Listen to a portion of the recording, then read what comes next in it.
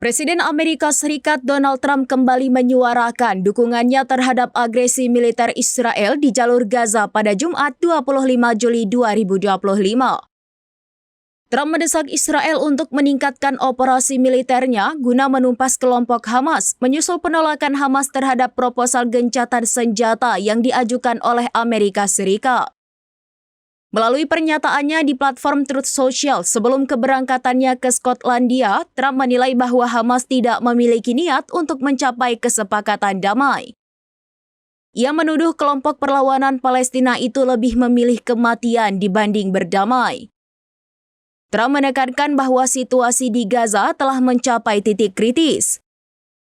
Ia mengatakan bahwa Israel harus segera menyelesaikan apa yang telah dimulai.